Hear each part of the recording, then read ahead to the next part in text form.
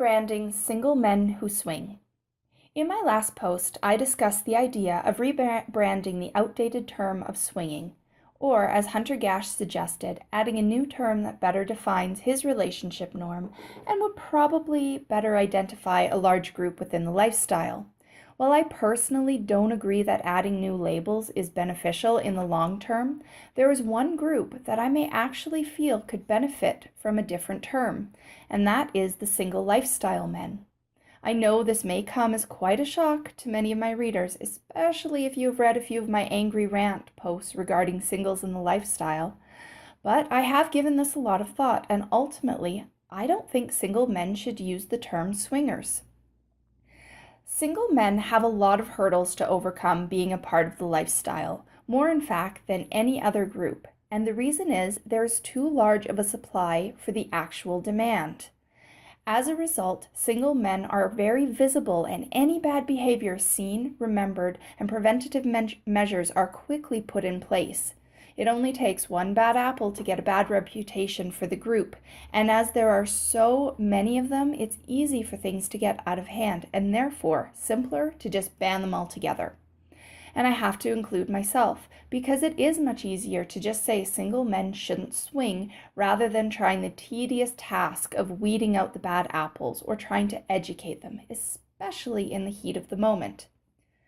But after interacting with a bunch of really great single guys who are positive additions to the swinging community, I realized that there has got to be a happy medium between letting them oversaturate the community and just banning them altogether. How then do single males become a positive asset within the term swingers? The best answer I could come up with is they don't. Hear me out. I think the easiest thing for men to do at this point is drop the word swinger altogether and just start saying they are non-monogamous males or something along those lines.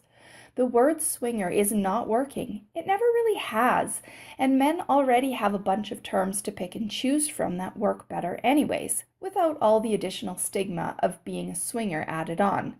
Let's take a look at a few of the terms available. Non-monogamous, single men, okay, a little joke, bulls, bachelors, friends with benefits, etc.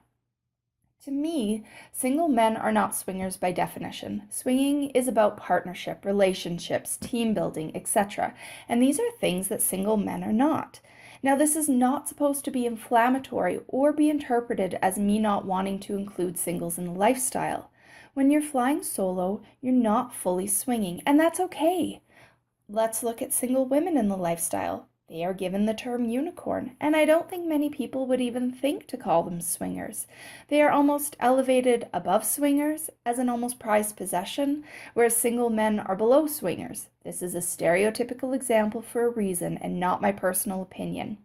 The thing is, singles are not equal to swingers. Swingers is plural and singles, well, you can do the math on that. So in short, why as a single male would you set yourself up for double the stigma when you don't have to? Why would you even want to use the term swinger?